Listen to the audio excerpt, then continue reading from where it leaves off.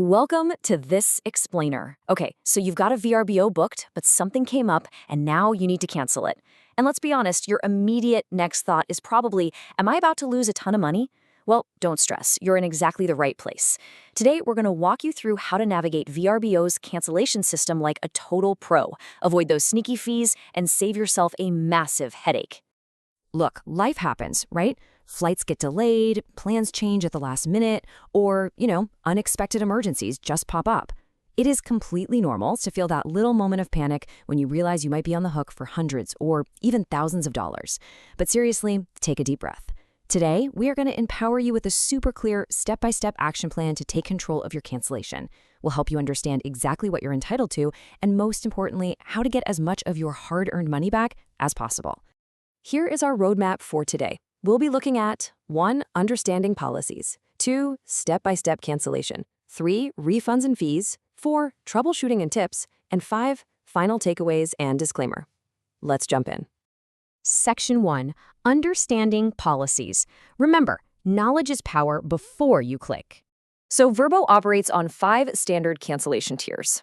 When you book a place, the host has already picked one of these specific policies, and it basically acts as a binding contract. For example, if you look at the relaxed tier, it's pretty forgiving. You can get a 100% refund if you cancel at least 14 days before check-in. But if you drop all the way down to the strict tier, you have to cancel a full 60 days out just to get your money back. And after that 60-day mark, there is absolutely zero partial refund option. So what's the big takeaway here? Your refund is entirely dictated by this specific timeline. To find out which tier applies to your trip, just pull up your original booking confirmation or peek at the property listing. Now, there is a new magic number you really want to keep in mind, and that number is 24. While Vrbo generally doesn't offer a standard 24-hour grace period like some other travel platforms do, there is a brand new, pretty major exception. Thanks to California Senate Bill 644, reservations made for California properties after July 1st, 2024 get a 24-hour penalty-free cancellation window. The only catch is that you can't be booking within 72 hours of your check-in time. As long as you clear that hurdle, you have exactly 24 hours to change your mind with absolutely zero financial penalty. It's a real game changer if you're traveling to the Golden State. All right, moving on to Section 2, Step-by-Step Cancellation. This is the action plan for your account. Okay, if you already have a confirmed booking, this is exactly the sequence you need to follow. First, you'll want to log into your Vrbo account, either on a desktop browser or through the mobile app. From there, navigate over to My Trips and select the specific reservation you want to cancel. On that trip detail page, you're going to see an option that says Change or Cancel. Just click that and follow the on-screen prompts to confirm. The absolute most crucial point here is that you must follow these exact clicks. Doing this ensures the Vrbo system automatically calculates your eligible refunds based on those policy tiers we just talked about. Whatever you do, do not try to handle your cancellation outside the platform. But what if your booking isn't actually confirmed yet? Say you just requested a booking, but the host hasn't officially accepted it yet. In that case, you'll use a slightly different sequence.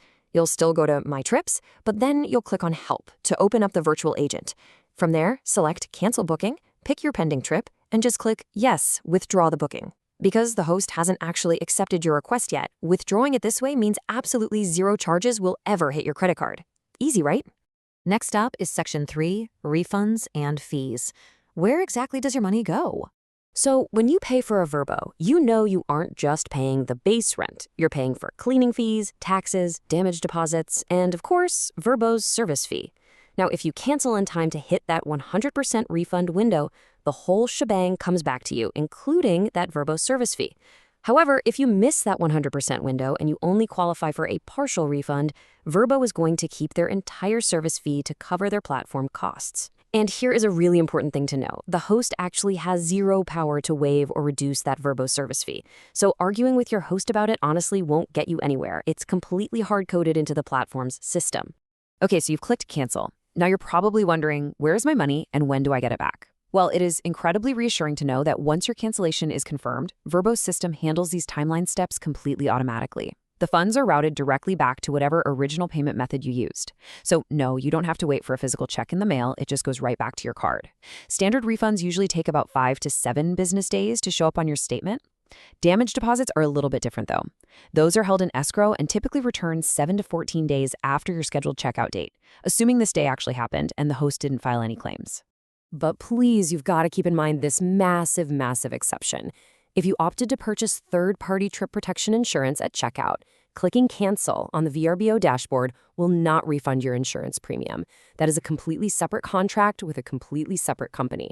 So you actually have to pick up the phone, and I know, literally nobody likes doing that these days, but you have to call CSA or Generali directly at that 800 number to discuss modifying or canceling that specific policy. Moving right along to Section 4, Troubleshooting and Tips. We're talking about handling hosts, IPMs, and emergencies. Listen up, because this is absolutely essential. I really cannot stress this enough. Always cancel through your own guest account. Never ask the host to cancel it for you. If you message your host and say, "Hey, I can't make it, can you just cancel my reservation?" I guarantee they are going to say no, and they'll tell you to do it yourself. And look, this isn't them being rude. If a host initiates a cancellation on their end, the platform slaps them with severe penalties. They can be charged up to 50% of the booking total, their search ranking plummets, and their account can even be temporarily suspended. So always initiate the cancellation from your own account to ensure the platform processes your refund smoothly. Now you might go through the steps, click Cancel, and notice the status simply says Cancellation Requested rather than Fully Canceled. Do not panic. If you see this, you're likely dealing with an Integrated Property Manager, or an IPM for short. These are professional hosts who use external property management software that hooks directly into Vrbo. Because they aren't managing bookings directly on the Vrbo dashboard, your request gets sent over to their software. Just allow up to 24 hours for their external system to sync up with Vrbo and process your automatic refund. So, what happens if you're forced to cancel because of an actual emergency? Well, Vrbo has an extenuating circumstances policy. If a major natural disaster strikes, we're talking an earthquake, a wildfire, or a massive travel infrastructure disruption, this policy actually overrides the host's strict cancellation rules to get you a refund.